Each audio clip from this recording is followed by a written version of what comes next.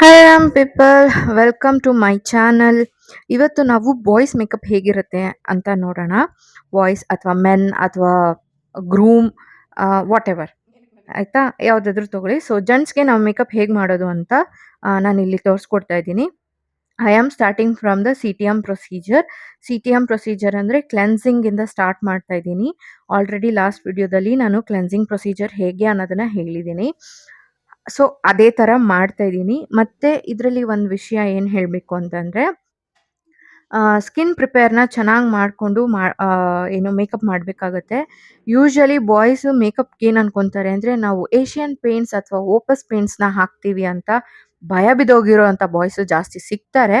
ಆದರೆ ಅವರಿಗೆ ಎಲ್ಲರಿಗೂ ಈ ವಿಡಿಯೋನ ನೋಡಲಿಕ್ಕೆ ಹೇಳಿ, ಆ ಥರ ಇರೋದಿಲ್ಲ. ನಾವು ಪೇಂಟ್ ಮಾಡ್ತಾ ಇಲ್ಲ, ಮೇಕಪ್ ಮಾಡ್ತಾ ಇದ್ದೀವಿ. ಸೊ ಎಲ್ಲ ಬಾಯ್ಸು ಕೂಡ ಸ್ಕಿನ್ ಪ್ರಿಪ್ರೇಷನ್ನ ಚೆನ್ನಾಗಿ ಮಾಡಿಕೊಂಡು ಮೇಂಟೈನ್ ಮಾಡ್ತಾ ಇರಬೇಕು. ಅದು ಕೂಡ ಹೇಗೆ ಮೇಂಟೈನ್ ಮಾಡ್ಬೇಕು ಅನ್ನೋದನ್ನು ನಾನು ಆಲ್ರೆಡಿ ಲಾಸ್ಟ್ ವಿಡಿಯೋದಲ್ಲಿ ಹೇಳಿದ್ದೀನಿ. ಮುಂಬರುವ ಗ್ರೂಮ್ಸ್ಗೆ ತುಂಬ ಉಪಯೋಗ ಆಗುತ್ತೆ. ದಯವಿಟ್ಟು ಇವಾಗಿಂದನೇ ಸ್ಕಿನ್ ಪ್ರಿಪ್ರೇಷನ್ನ ಸ್ಟಾರ್ಟ್ ಮಾಡ್ಕೊಳ್ಳಿ. ಸಿ ಟಿ ಎಮ್ ಪ್ರೊಸೀಜರ್ ಏನು ಅಂತಂದರೆ, ಅದೇ ಹೇಳಿದ್ನಲ್ಲ, cleansing, toner, moisturiser, then primer ಹಾಕ್ತೀನಿ. ಇವರಿಗೆ ಲೇಡೀಸ್ ಥರ ಡಿಫ್ರೆಂಟ್ ವೆರೈಟಿ ಆಫ್ ಮೇಕಪ್ಸ್ ಏನೂ ಇರಲ್ಲ, ನಾರ್ಮಲ್ ಆಗಿ ಹೇಳ್ತಾ ಇರೋದು. ಸೊ ಗ್ರೂಮ್ ಮೇಕಪ್ ಅಂತ ಅಂದರೆ ವೆಡ್ಡಿಂಗಾಗಲಿ, ರಿಸೆಪ್ಷನ್ಗಾಗಲಿ, ಹಳದಿಗಾಗಲಿ, ಮೆಹಂದಿಗಾಗಲಿ ಯಾರೇ ಮಾಡಿಸ್ಕೊಳ್ಳೋದಿದ್ರು ಮೇಕಪ್ ಪ್ರೊಸೀಜರ್ ಸೇಮ್ ಇರುತ್ತೆ. ಸೊ ಜಾಸ್ತಿ ಡಿಫ್ರೆನ್ಸ್ ಎಲ್ಲ ಏನೂ ಇರಲ್ಲ. ಯಾಕಂದರೆ ಮೆನ್ನು ಬೇಸಿಕಲಿ ಮೇಕಪ್ ಹಾಕೋದು ತುಂಬ ಕಡಿಮೆ. ಅವರಿಗೆ ಹುಡುಗಿರ್ ಮೇಕಪ್ ಥರನೂ ನಾವು ಮಾಡಲ್ಲ. ಸೊ ಸ್ಕಿನ್ ಪ್ರಿಪೇರ್ ಆದ ಕೂಡಲೇ ಎಲ್ಲರೂ ಒಂದ್ಸತಿ ಚೀಕ್ನ ಟಚ್ ಮಾಡಿ ನೋಡಿ, ತಣ್ಣಗಿರಬೇಕು, ಅಂದರೆ ಕೋಲ್ಡ್ ಆಗಿರಬೇಕು. ಆವಾಗ ಸ್ಕಿನ್ ಪ್ರಿಪೇರ್ ಚೆನ್ನಾಗಾಗಿದೆ ಅಂತ. ಸೊ ಇವಾಗ ಏನು ಮಾಡ್ತಾ ಇದ್ದೀನಿ, ಬಾಯ್ಸ್ಗೆ ಜಾಸ್ತಿ ಡಾರ್ಕ್ ಸರ್ಕಲ್ಸ್ ಇರುತ್ತೆ. ನಾನು ನೋಡ್ದಂಗೆ ಇಲ್ಲದೆ ಇರೋರು ಇರ್ತಾರೆ, ಇರೋದೇ ಇಲ್ಲ ಅಂತ ನಾನು ಹೇಳ್ತಾ ಇಲ್ಲ. ಸೊ ಫಸ್ಟ್ ನಾವು ಅಂಡರ್ ಐ ಕರೆಕ್ಷನಿಂದ ಸ್ಟಾರ್ಟ್ ಮಾಡ್ತೀನಿ. ಈಗ ಕರೆಕ್ಷನ್ ಮಾಡ್ತಾ ಇದ್ದೀನಿ. ಕರೆಕ್ಟರ್ ಯಾವತ್ತಿದ್ರೂ ಸ್ಕಿನ್ ಟೋನಿಗಿಂತ 2 ಶೇಡ್ಸ್ ಡಾರ್ಕರ್ ಇರಬೇಕು. ಇದನ್ನು ನಾನು ಹೇಳಿದ್ದೀನಿ. ಫಸ್ಟು ಪ್ರೈಮರ್ ಹಾಕಿದ ತಕ್ಷಣ ಕರೆಕ್ಷನ್ ಮಾಡ್ಕೋಬೇಕು. ಸೊ ಅಂಡರ್ ಐಯಿಂದ ನಾನು ಕರೆಕ್ಟ್ ಮಾಡ್ತಾ ಇದ್ದೀನಿ. ಇವರು ಫೇಸಲ್ಲಿ ಸ್ವಲ್ಪ ಸ್ಕಾರ್ಸ್, ಸ್ವಲ್ಪ ಏನು ಸ್ಪಾಟ್ಸ್ ಎಲ್ಲ ಇರೋದ್ರಿಂದ ಕರೆಕ್ಷನ್ ಜಾಸ್ತಿ ಮಾಡಬೇಕಾಯಿತು. ಹಾಗೆ ಫೋರ್ಹೆಡ್ಡಲ್ಲಿ ಟ್ಯಾನ್ ಜಾಸ್ತಿ ಇರುತ್ತೆ. ಓಕೆ, ಈಗ ಅವರು ಜಾಸ್ತಿ ಡ್ರೈವ್ ಮಾಡ್ತಾ ಇರ್ತಾರೆ, ಹೊರಗೆ ಓಡಾಡೋರು ಜಾಸ್ತಿ ಇರ್ತಾರೆ. ಸೊ ಹಾಗಾದ್ರಿಂದ ಸ್ಕಿನ್ ಮೇಂಟೈನ್ ಮಾಡದೇ ಇರೋರು ಇರ್ತಾರೆ, ಅದು ಇರಲ್ಲ ಅಂತ ಹೇಳಲ್ಲ. ಸೊ ಆಕ್ನೆ ಸ್ಕಾರ್ಸ್ ಎಲ್ಲದನ್ನೂ ಕವರ್ ಮಾಡೋಕ್ಕೆ ಹೋಗಿ ಜಾಸ್ತಿ ಆಗತ್ತೆ. 2 ಶೇಡ್ಸ್ ಡಾರ್ಕರ್ ಇರೋದ್ರಿಂದ ನೋಡಿ, ನೆಕ್‌ಗೂ ನೀವು ಫೇಸ್‌ಗೂ ನೋಡ್ಬೋದು ಡಾರ್ಕರಲ್ಲಿ ಆಗಿದೆ. ಸೊ ಅದನ್ನು ಮತ್ತೆ ನಾವು ನ್ಯೂಟ್ರಲ್ ಮಾಡಬೇಕಾಗತ್ತೆ. ಸೊ ಬ್ಲೆಂಡರ್ ತಗೊಂಡು ಬ್ಲೆಂಡ್ ಮಾಡ್ತಾ ಇದ್ದೀನಿ. ಅಂಡರ್ ಐ ಕೆಳಗಡೆ ಚೆನ್ನಾಗಿ ಬ್ಲೆಂಡ್ ಮಾಡಬೇಕು. ಯಾಕಂದರೆ ಡಾರ್ಕ್ ಸರ್ಕಲ್ಸ್ ಕರೆಕ್ಟಾಗಿ ಹೈಡ್ ಆಗಬೇಕು. ನೀಟಾಗಿ ಬ್ಲೆಂಡ್ ಮಾಡಿದ್ರೆ ಒಳ್ಳೆ ಫಿನಿಶಿಂಗ್ ಬರುತ್ತೆ. ಸೊ ಮೇಕಪ್ ಕಲಿಯೋರು ಕೂಡ ಇದನ್ನು ಕಲಿಬೋದು. ಫ್ರೀ ಕ್ಲಾಸಸ್ ಹೇಳ್ತಾ ಇದ್ದೀನಿ, ಆ್ಯಕ್ಚುಲಿ ನಾನು ಕಲ್ತ್ಕೊಳ್ಬೋದು. ಸೊ ನೀಟಾಗಿ ಬ್ಲೆಂಡ್ ಆದಮೇಲೆ ಫೌಂಡೇಶನ್ ಸೇಮ್ ಸ್ಕಿನ್ ಟೋನಿಗೆ ತಕ್ಕಂತೆ ನಾವು ಫೌಂಡೇಶನ್ನ ಹಾಕಬೇಕಾಗತ್ತೆ.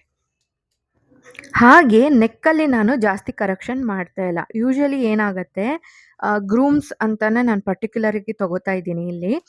ಅವರು ಶರ್ವಾಣಿ ಅಥವಾ ನೆಕ್ ತನಕ ಇರೋವಂಥ ಡ್ರೆಸ್ಗಳನ್ನ ಹಾಕ್ತಾರೆ. ಸೊ ನೆಕ್ ಕವರಿಂಗ್ ಭಾಳ ಕಡಿಮೆ ಆಗತ್ತೆ. ನಾನು ಫೇಸಲ್ಲಿ ಮಾಡಿ ತೋರಿಸ್ತಾ ಇದ್ದೀನಿ. ಸೇಮ್ ಪ್ರೊಸೀಜರ್ ನೆಕ್ಕಿಗೂ ಬರುತ್ತೆ.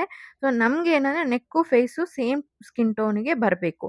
ಫೇಸು ಸ್ವಲ್ಪ ಫೇರ್ ಆಗಿ ಕಾಣುತ್ತೆ. ಫೇರ್ ಆಗಿ ಕಾಣಲ್ಲ ಅಂತ ಇಲ್ಲ, ಫೇರ್ ಆಗಿ ಕಾಣುತ್ತೆ. ತುಂಬ ಫೇರ್ನೆಸ್ ಇರಲ್ಲ. ಒಂದು ಶೇಡು ಸ್ವಲ್ಪ ಫೇರ್ನೆಸ್ ಇದ್ದೇ ಇರುತ್ತೆ. ಬಾಯ್ಸ್ ಸ್ಕಿನ್ ಕೂಡ ರಫ್ ಇರುತ್ತೆ.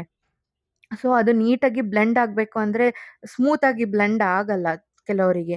ಅದು ಸ್ವಲ್ಪ ಏನು ಬ್ಲೆಂಡ್ ಆಗೋದು ಲೇಟ್ ಆಗುತ್ತೆ, ಅಥವಾ ಅದು ಹೀರ್ಕೊಳ್ಳೋದು ಲೇಟ್ ಆಗುತ್ತೆ, ಸ್ಕಿನ್ ಹಾರ್ಡರ್ ಇರೋದ್ರಿಂದ. ಸೊ ಅದಕ್ಕೆ ಸ್ಕಿನ್ ಮೇಂಟೆನೆನ್ಸ್ ಮಾಡಿ ಸ್ಕಿನ್ ಚೆನ್ನಾಗಿ ಇಟ್ಕೊಂಡ್ರೆ ನೀಟಾಗಿ ಬ್ಲೆಂಡ್ ಆಗುತ್ತೆ. ಇವಾಗ ಪ್ರೊಸೀಜರ್ ಹೇಗಾಗುತ್ತೆ ಅಂತ ನಿಮಗೆ ಗೊತ್ತಾಗಿರ್ಬೋದು. ಸೊ ನೋಡಿ, ಇವಾಗ ಏನಾಗುತ್ತೆ, ನೆಕ್‌ಗಿಂತ ಸ್ವಲ್ಪ ಫೇರ್ನೆಸ್ ಬರುತ್ತೆ. ಈಗ ಫೌಂಡೇಶನ್ ಕೂಡ ನೋಡಿ ಲೈಟಾಗಿ ಏನು ಫೌಂಡೇಶನ್ನ ಡೆಪಾಸಿಟ್ ಮಾಡಬೇಕು. ಯಾವತ್ತೂ ಏನು ಹಚ್ಕೊಂಡು ಹೋಗಬಾರ್ದು. ಓಕೆ. ಪೇಂಟ್ ಥರ ಹಚ್ಕೊಂಡು ಹೋಗಬಾರ್ದು. ಈ ಥರ ನೋಡಿ ಅಂಡರ್ ಐ ಕೆಳಗಡೆ ನಮಗೆ ಕರೆಕ್ಟಾಗಿ ಬರಬೇಕು. ಆಮೇಲೆ ಐಸ್‌ನ ಕ್ಲೋಸ್ ಮಾಡಿ ಅಲ್ಲಿಗೆ ಸ್ವಲ್ಪ ಫೌಂಡೇಶನ್ ಲಿಮಿಟಲ್ಲಿ ಲೈಟಾಗಿ ಕವರಿಂಗ್ ಕೊಡಬೇಕು. ಆವಾಗ ಏನಾಗುತ್ತೆ ಫೇಸ್ ನಿಮಗೆ ನ್ಯೂಟ್ರಲ್ ಆಗಿ ಒಂದೇ ಥರ ಕಾಣುತ್ತೆ. ಹಾಗೆ ಬಿಯರ್ಡ್ಸ್ ಇರೋ ಬಾಯ್ಸ್ ಕೂಡ ಬಿಯರ್ಡ್ ಶೇಪ್ ಮಾಡಿಸ್ಕೊಂಡು ಬನ್ನಿ. ನಿಮ್ಮ ವೆಡ್ಡಿಂಗ್ ಡೇ ದಿನ ಬಿಯರ್ಡ್ ಶೇಪ್ ಮಾಡಿ, ಬಿಯರ್ಡ್‌ನ ಟ್ರಿಮ್ ಮಾಡಿಸಿ, ಇಲ್ಲ ನೀಟಾಗಿ ಅದಕ್ಕೇನಾದ್ರೂ ಒಂದು ನೀಟ್ ಕಟ್ಟಿಂಗ್ ಮಾಡಿಸ್ಕೊಂಡು ಬನ್ನಿ.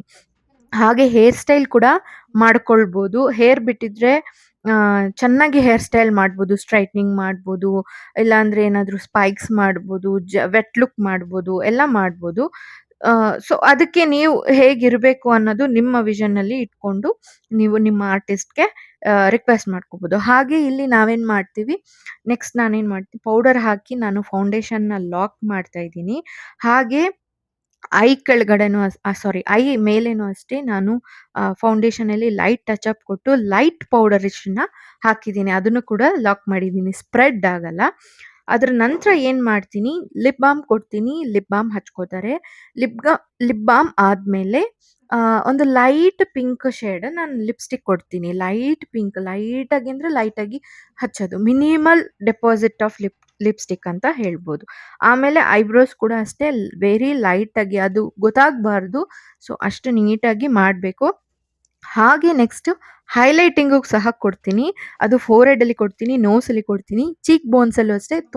ಚೀಕ್ ಬೋನ್ಸಲ್ಲಿ ತುಂಬ ಲೈಟಾಗಿರಬೇಕು, ಜಾಸ್ತಿ ಹಾಕಬಾರ್ದು. ಫೋರ್‌ಹೆಡ್ ಆ್ಯಂಡ್ ನೋಸ್ ಪಾಯಿಂಟಲ್ಲಿ ಸ್ವಲ್ಪ ಇಟ್ಟಿರ್ತೀನಿ. ಯಾಕಂದರೆ ಫೋಟೋ ಫೋಕಸ್ ಆದಾಗ ಚೆನ್ನಾಗಿರತ್ತೆ. ಸೊ ನಿಮಗೆ ಫೋಟೋ ಅಲ್ಲಿ ನೀಟಾಗಿ ನೀವು ಕಾಣ್ತೀರ, ನೀವು ಚೆಂದ ಕಾಣ್ತೀರಾ. ಸೊ ಬಾಯ್ಸಿಗೆ ಕೂಡ ಮೇಕಪ್ ಇರುತ್ತೆ. ಸ್ಕಿನ್‌ನ ಮೇಂಟೈನ್ ಮಾಡೋದು ಬಹಳ ಇಂಪಾರ್ಟೆಂಟ್. ಹೇಗೂ ಈಗ ಜನವರಿಯಲ್ಲಿದ್ದೀವಿ. ಮಾರ್ಚ್, ಏಪ್ರಿಲಲ್ಲಿ ಮದುವೆ ಆಗೋರು ಇವಾಗಿಂದನೇ ಸ್ಕಿನ್‌ನ ಪ್ರಿಪ್ರೇಷನ್ ಮಾಡ್ಕೊಳ್ಳಿ. 1 ಮಂತಲ್ಲೇ ನಿಮ್ಮ ಸ್ಕಿನ್ ಚೇಂಜಸ್ ಆಗೋದು ನಿಮಗೆ ಕಾಣುತ್ತೆ. ಆಲ್ರೆಡಿ ನಾನು ಹೇಳಿದ್ದೀನಿ ಮೇಂಟೈನ್ ಮಾಡೋದು ಹೇಗೆ ಅಂತ. ದಯವಿಟ್ಟು ನೈಟ್ ಫೇಸ್ ವಾಶ್ ಮಾಡಿ ಮಲ್ಕೊಳ್ಳಿ. CTM ಪ್ರೊಸೀಜರ್‌ನ ಫಾಲೋ ಮಾಡಿ ಚೆನ್ನಾಗಿ ಕೇರ್ ಮಾಡ್ಕೊಳ್ಳಿ ನಿಮ್ಮ ನಿಮ್ಮ ಸ್ಕಿನ್ನನ್ನು. ಸೊ ಫೇಸ್ ಸ್ಕಿನ್ನು ಬಹಳ ಇಂಪಾರ್ಟೆಂಟ್. ಟ್ಯಾನ್‌ನ ರಿಮೂವ್ ಮಾಡ್ಕೊಳ್ಳೋಕ್ಕೆ ಟ್ರೈ ಮಾಡಿ. ಹಾಗೆ ಗ್ರೂಮ್ಸು ಫೇಶಿಯಲ್ ಎಲ್ಲ ಮಾಡಿಸ್ಕೊಳ್ಳೋದಿದ್ರೆ before the 10 days of the event, ಆವಾಗ ಮಾಡಿಸ್ಕೊಳ್ಳಿ ಫೇಶಿಯಲ್. 10 ಅಥವಾ 15 ಡೇಸ್. ಯಾವುದು ಇನ್ಸ್ಟೆಂಟ್ ಗ್ಲೋ ಬರಲ್ಲ, ಟೈಮ್ ತೊಗೊಳುತ್ತೆ. ಹಿಂದಿನ ದಿನ ಅಥವಾ 2 ದಿನ ಇದ್ದಾಗ ಅಥವಾ ಇನ್ನೊಂದೇ ವಾರ ಇದೆ, ಮಧ್ಯದಲ್ಲಿ ಹೋಗಿ ಫೇಶಿಯಲ್ ಮಾಡಿಸ್ಕೊಂಡು ಬರ್ತೀನಿ ಅಂತ ಹೋಗಬೇಡಿ. ಓಕೆ. ದಯವಿಟ್ಟು 10 ಡೇಸ್ ಅಥವಾ 15 ಡೇಸ್ ಮುಂಚೆ ಫೇಶಿಯಲ್ ಮಾಡಿಸ್ಕೊಳ್ಳಿ. ನಿಮಗೆ ಅದು ಸೆಟಲ್ ಆಗಿ ನೀಟಾಗಿ ಗ್ಲೋ ಬರೋಕ್ಕೆ 10 ಡೇಸ್ ಅಂತೂ ಟೈಮ್ ತೊಗೊಂಡೇ ತೊಗೊಳುತ್ತೆ. ಅದಾದ್ರ ಮೇಲೆ ಮೇಕಪ್ ಮಾಡಿಸ್ಕೊಳ್ಳಿ. ತುಂಬ ಚೆನ್ನಾಗಿ ಕಾಣ್ತೀರಾ. ಓಕೆ. ನೀವು ಯಾವ ಹುಡುಗಿರಿಗೂ ಕಮ್ಮಿ ಇರಬಾರ್ದು ಅಲ್ವಾ? ಸೊ ಈ ವಿಡಿಯೋ ನಿಮಗೆ ಇಷ್ಟ ಆಗಿದ್ದಲ್ಲಿ ಪ್ಲೀಸ್ ಲೈಕ್, ಶೇರ್, ಸಬ್ಸ್ಕ್ರೈಬ್ ಮಾಡಿ. ಹಾಗೆ ಕಮೆಂಟ್ ಮಾಡಿ. ಇದು ನಿಮಗೆ ಫ್ರೀ ಕ್ಲಾಸಸ್ ಕೂಡ ಆಗುತ್ತೆ. ಮುಂದೆ ಮುಂದೆ ಬರುವಂಥ ವಿಡಿಯೋಗಳಲ್ಲಿ ಇನ್ನೂ ಮುಂದೆ ಮುಂದೆ ಹೇಳ್ತೀನಿ ನಾನು. ಪ್ರೊಸೀಜರ್ಸ್ ತುಂಬ ಇರುತ್ತೆ. ಮೇಕಪ್ ಒಂದು ಸಮುದ್ರ. ಪ್ರಾಡಕ್ಟ್ಸ್ ಕೂಡ ಅಷ್ಟೇ, ತೊಗೊತಾ ಇದ್ರೆ ತೊಗೊಳ್ತಾನೇ ಇರ್ತೀವಿ. ತುಂಬ ಇದೆ, ವೆರೈಟಿ ಆಫ್ ಪ್ರಾಡಕ್ಟ್ಸ್ ಇದೆ. ಸೊ ಬಾಯ್ಸ್‌ಗೂ ಅಷ್ಟೇ ಡೈಲಿ ಮೇಕಪ್‌ದು ಅವೈಲಬಲ್ ಇರುತ್ತೆ. ಇದು ಲೈಕ್ ಈವೆಂಟ್‌ಗೆ ಅಂತ ಹೇಳಿ ಮಾಡ್ತಾ ಇರೋದು. ಸೊ ಪ್ರೊಸೀಜರ್ ಈ ಥರ. ಸೊ ಇವರ ಹೇರ್‌ಗೂ ಕೂಡ ನಾನೀಗ ವೆಟ್ ಲುಕ್ ಮಾಡ್ತಾ ಇದ್ದೀನಿ. ಡಿಫ್ರೆಂಟ್ ಹೇರ್ ಸ್ಟೈಲ್ಸ್‌ನು ಬಾಯ್ಸ್‌ಗೂ ಇರುತ್ತೆ. ವೆಟ್ ಲುಕ್ ಮಾಡ್ತಾ ಇದ್ದೀನಿ. ಫಸ್ಟು ಚೆನ್ನಾಗಿ ಏನು ಕಂಡೀಷ್ನರ್ ಎಲ್ಲ ಹಾಕಬೇಡಿ ನಿಮ್ಮ ಈವೆಂಟ್ ದಿನ. ಯಾರು ಕಂಡೀಷ್ನರ್ ಯೂಸ್ ಮಾಡ್ತಿದ್ರೆ ಕಂಡೀಷ್ನರ್ ಯೂಸ್ ಮಾಡಬೇಡಿ. ಕಂಡೀಷ್ನರ್ ಯೂಸ್ ಮಾಡೋದ್ರಿಂದ ಏನಾಗುತ್ತೆ, ಕೂಮ್ ಮಾಡಲಿಕ್ಕೆ ಸ್ವಲ್ಪ ಕಷ್ಟ ಆಗುತ್ತೆ, ಬಾಚಕ್ಕೆ ಸ್ವಲ್ಪ ಕಷ್ಟ ಆಗುತ್ತೆ. ಹಾಗಾದ್ರಿಂದ ಕಂಡೀಷ್ನರ್ ಹಾಕಬೇಡಿ ಅಂತ ಹೇಳ್ತೀನಿ. ನಾನು ಅಲ್ಲ, ಎಲ್ಲ ಮೇಕಪ್ ಆರ್ಟಿಸ್ಟು ಸಾಮಾನ್ಯ ಇದು ರಿಕ್ವೆಸ್ಟ್ ಮಾಡಿರ್ತಾರೆ. ಇವೆಂಟಿಗೆ ಬುಕ್ ಮಾಡಿದಾಗ ಹೇಳಿರ್ತಾರೆ. ಸೊ ಲಾಸ್ಟಲ್ಲಿ ನಿಮಗೆ ಫೈನಲ್ ಲುಕ್ ಒಂದು ಬರುತ್ತೆ. ಬಿಕಾಸ್ ಇಲ್ಲಿ ನಾವು ಏನು ಮಾಡಿದ್ದೀವಿ, ಬರೀ ಮೇಕಪ್ ಹೇರ್ ಸ್ಟೈಲ್ ತೋರಿಸಿರೋದ್ರಿಂದ ಯಾವುದೇ ವಿತ್ ಕಾಸ್ಟ್ಯೂಮ್ ತೋರಿಸಿಲ್ಲ. ಹಾಗಾದ್ರಿಂದ ಮತ್ತೆ ಹಾಗೆ ಇನ್ನೊಂದೇನೆಂದರೆ, ಮೇಕಪ್ ಹೀರ್ಕೊಳ್ಳೋಕ್ಕೆ 40 ಮಿನಿಟ್ಸ್ ಬೇಕೇ ಬೇಕು. ಮೇಕಪ್ ಮಾಡಿದ ತಕ್ಷಣ ನಾನು ಬ್ರೈಟ್ ಆಗಿಬಿಟ್ಟಿದ್ದೀನಿ, ನಂಗೆ ಇನ್ನೊಂಚೂರು ಡಲ್ ಮಾಡಿ, ಆ ಥರ ಎಲ್ಲ ಕೇಳಕ್ಕೆ ಹೋಗಬೇಡಿ. ಆರ್ಟಿಸ್ಟ್‌ಗಳಿಗೆ ಗೊತ್ತಿರುತ್ತೆ ಅದು ಸೆಟಲ್ ಆಗೋಕ್ಕೆ 40 ಮಿನಿಟ್ಸ್ ಬೇಕು. ನಾನು ಈಗಲೇ ಡಲ್ ಮಾಡಿದ್ರೆ ಲಾಸ್ಟಲ್ಲಿ ಹೀರ್ಕೊಂಡ್ಮೇಲೆ ನಿಮ್ಮ ನ್ಯಾಚುರಲ್ ಫೇಸಿಗಿಂತ ನೀವು ಡಲ್ ಆಗಿಬಿಟ್ಟಿರ್ತೀರ, ಡಾರ್ಕ್ ಆಗಿಬಿಟ್ಟಿರ್ತೀರ. ಸೊ ಬ್ರೈಟ್ನೆಸ್ ಬಂದೇ ಬರುತ್ತೆ. ಆ ಬ್ರೈಟ್ನೆಸ್ ಇರಲಿ, ಹೀರ್ಕೊಂಡ್ಮೇಲೆ ಕರೆಕ್ಟಾಗಿ ಬರುತ್ತೆ. ನೋಡಿ ಈಗ ಏನಷ್ಟು ಡಿಫ್ರೆನ್ಸೇ ಕಾಣಿಸ್ತಾ ಇಲ್ಲ. ಸೊ ಪ್ಲೀಸ್ ಸಬ್ಸ್ಕ್ರೈಬ್ ಮಾಡಿ ಹಾಗೆ ಬೆಲ್ ಐಕಾನ್ನ ಪ್ರೆಸ್ ಮಾಡಿ. ನೆಕ್ಸ್ಟ್ ವಿಡಿಯೋದೊಂದಿಗೆ ಸಿಗ್ತೀನಿ. Take care.